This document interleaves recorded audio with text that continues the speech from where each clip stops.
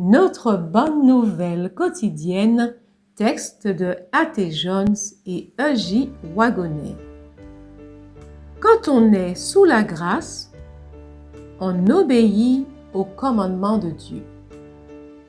Le péché ne dominera pas sur vous, car vous n'êtes pas sous la loi, mais sous la grâce. Romains 6, verset 14.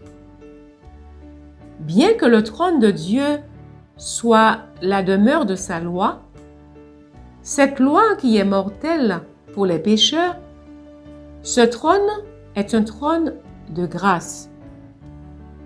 Nous nous approchons avec assurance du trône de la grâce afin d'obtenir miséricorde et de trouver grâce en cas de difficulté. Hébreux 4, verset 16. Remarquez que c'est pour obtenir miséricorde que nous sommes invités à nous approcher. Notez aussi que le couvercle du coffre du témoignage, qui contenait les tables de la loi, s'appelait le siège de la miséricorde. L'arche du tabernacle terrestre ne représentait pas seulement le trône où la loi de Dieu est enchâssée, mais elle présentait ce trône comme un trône de grâce. Ainsi, la grâce règne par la justice pour la vie éternelle par Jésus-Christ notre Seigneur. Romains 5, verset 21. Sur la croix, la vie du Christ a été donnée pour nous et elle nous a été donnée. En étant crucifiés avec lui, nous vivons avec lui. La loi se trouvait dans son cœur, de sorte que le cœur de Christ était réellement le trône de Dieu. Le Sinaï et le Calvaire ne sont pas opposés, mais unis. Tous les deux représentent le même évangile et la même loi.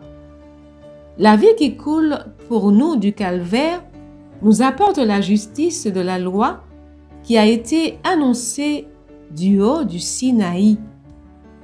De cette façon, nous comprenons comment la grâce règne par la justice pour la vie éternelle. La vie éternelle se trouve en Christ, parce que sa vie est la vie de Dieu, qui existe par lui-même, d'éternité en éternité.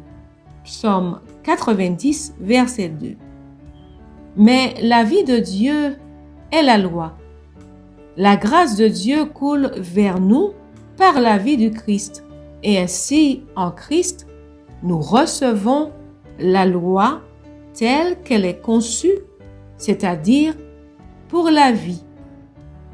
Par conséquent, accepter le don inexprimable de la grâce de Dieu consiste simplement à se rendre, à céder devant lui, et ce, pour que Christ habite en nous et vive en nous la justice de la loi telle qu'elle a été formulée au Sinaï et conservée dans le trône de Dieu.